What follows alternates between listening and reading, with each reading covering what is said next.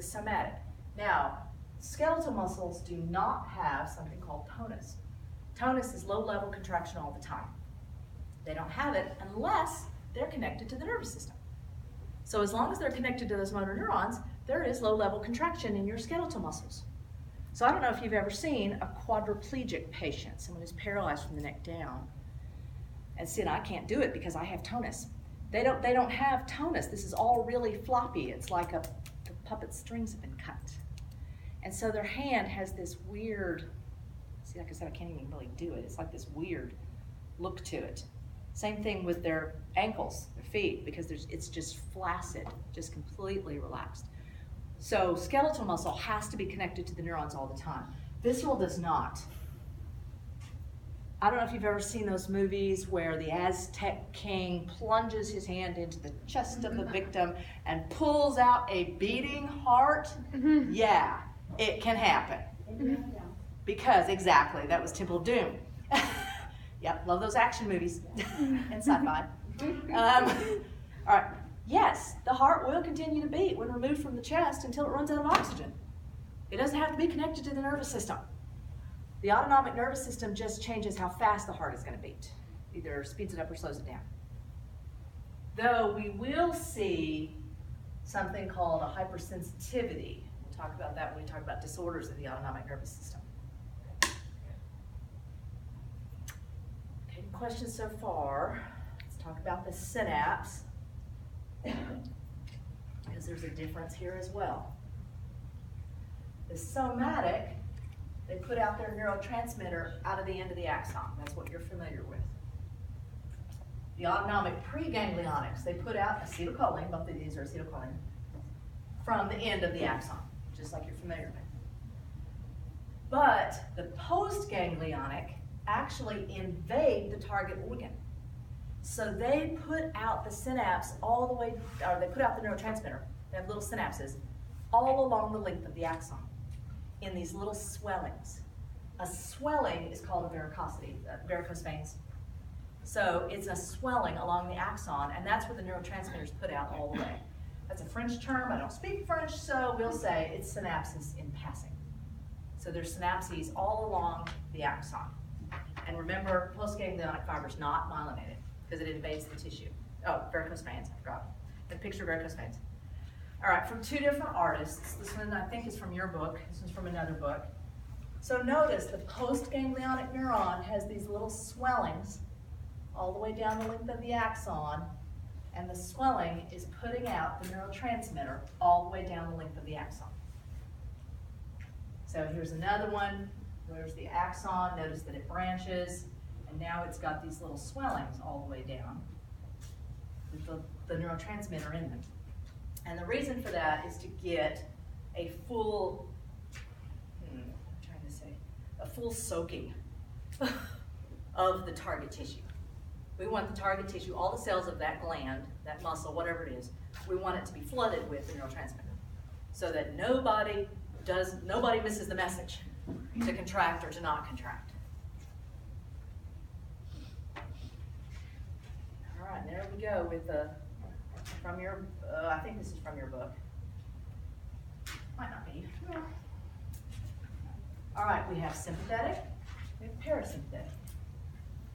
Now let's keep going with some anatomy. Notice that the parasympathetic is coming out pretty much T1 to, it's like it's L2, I think it is. We have to get that checked exactly. That's where they are leaving the lateral horns.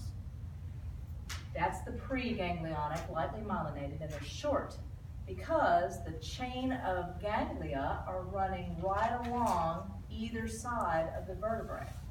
And that's where the preganglionic synapses on the postganglionic. Then the postganglionic go out to the target tissues. Parasympathetic, it's 4 cranial nerves, and then it's sacral nerves. So the 4 cranial nerves for the parasympathetic are coming out of the medulla because that's the origin of the cranial nerves, these particular 4. These are handling everything in the head.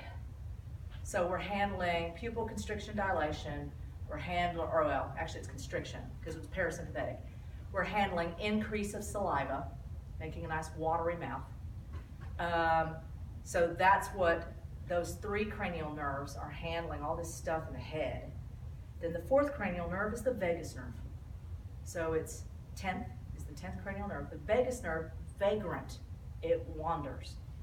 So it leaves the medulla and wanders through the thorax, through the abdomen, till it gets to the waist. That's as long as it goes. Then the parasympathetic picks up with some sacral nerves to handle everything in the pelvis. Now notice the target organs.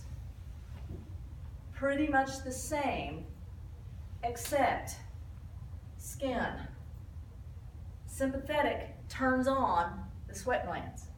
Sympathetic constricts the smooth muscles around all of the arteries that are in your blood, out in your body. Notice that parasympathetic does not. So when we need to dilate the smooth muscle to get more blood flow, the sympathetic just backs off. It's not that the parasympathetic starts dilating them, no, because there is no innervation parasympathetic. The sympathetic just backs off, and then those smooth muscles dilate as a result, and the sweat glands turn off. And then we have the adrenal gland, specifically the adrenal medulla, that belongs to the sympathetic, not to the parasympathetic. So those are the differences in organs.